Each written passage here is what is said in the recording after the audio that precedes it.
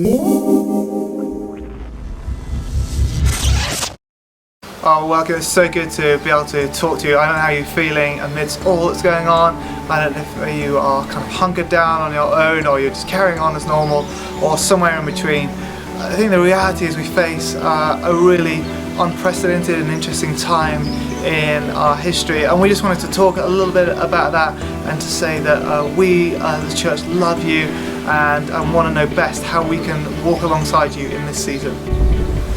Our world is in unprecedented times, and I don't think it's fair or even right to say everything's going to be fine and God's going to sort all of this out and whatever that might look like. I think a better way to think about it is, what are the realities we face, and what does loving one another and loving God in this season really look like for us? And whilst this is a really unprecedented time, in a sense, much of what we're called to do as Christians hasn't really changed. We're still called to practice the way of Jesus, and we're still called to what does it look like to live for our city and believe that Jesus ultimately wins.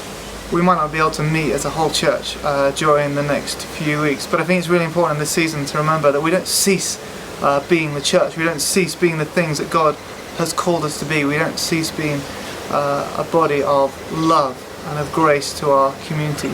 We don't cease being a representation of all that Jesus is about to our world. But the bigger question is, how do we begin again to do that in new and maybe exciting ways in this season? I think amidst the chaos and uncertainty and escalating scenarios, two things have become really clear to us. Firstly, there are really practical things that we're called to do, and we're going to be sharing medical advice and different things that the world is taking on board to show the best response to healthcare. But secondly, what is the Christian calling to love God and love our neighbours as ourselves during this season? I think there are two really distinct ways that we can do this. Firstly, by what we communicate, by what we say and how we say it and the way we go about saying it. I think Christians can often be guilty of kind of social media presence that's unhelpful, or it's just idly gossiping about things, and I think we need to be really careful not to be doing that. What will we say to people during the season? Will we be a voice of encouragement and hope and love and light to our world? I wonder if we're maybe guilty of being swept along by unhelpful mass hysteria and the words of everyone else around us, or instead will we offer a countercultural response to be a non-anxious presence to our world and offer the words of our Maker above everyone else? I think we need to be really thoughtful and mindful of what our media presence is during these times. And secondly, I think the opportunity we have by the things that we can choose to create during this season. This isn't simply a time for threats, although they're really real and we want to be cognizant of them, but it's a time for great opportunities for the church as well. And here are some of our thoughts about what this could look like. Offering intentional care for our community, pockets of beautiful, life-giving, burden-relieving communities in safe and small ways that we can begin to look out for each other and walk with each other and journey with each other in new ways. You know, the Bible exhorts us to meet together and not give up doing that, and wherever that's safe and possible to do so, we want to continue to be encouraging pockets of community across our city.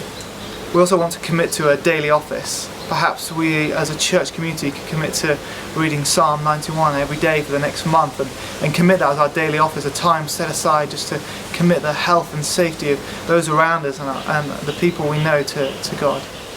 Reclaiming this idea of life around the table in a season when so often we're rushing around doing so many things to slow down a bit, that we might spend life together a bit more, albeit at a slightly further away distance than normal, but to spend time sharing life in our communities in a way that we don't often get opportunities to do so. To regain silence and solitude as a practice amidst crazy Nairobi and noisy world that we live in. What does it look like to step back and to maybe not be in the office as much, but to have silence and solitude around us, that we might meet in a fresh way with God and spend time with Him, hear from Him and listen to Him. And then finally, to be the church to those around us. They talk about in the early centuries after Jesus' birth that in the midst of plagues and crisis, the way that the Christians responded perpetuated the growth of the church in such incredible ways. What would it look like for us to be a visible representation of all we believe to be about God, that we might see His kingdom come in a different way in the season through the simple acts of Christian kindness and looking out for our neighbours and doing some shopping for them, or just messaging them and offering our help to those around us.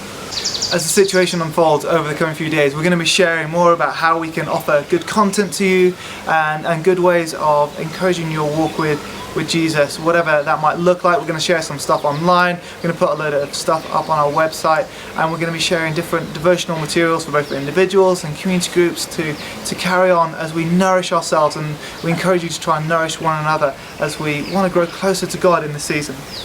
In 1 Corinthians, Paul writes this in the Message version: until the time comes again, we have 3 things to do to lead us towards the life God wants.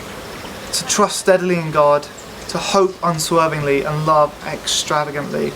And our encouragement in this season is to be doing those things, that we trust in God, we hope in all that He wants to do, and that we would love extravagantly towards other people, that we wouldn't just mirror what the world is doing, but we would offer light and hope and a different way of living, that we might practice the way of Jesus and see the renewal of our city in this time. God bless you, we love you, we're here for you. Please be in touch with us. Thanks.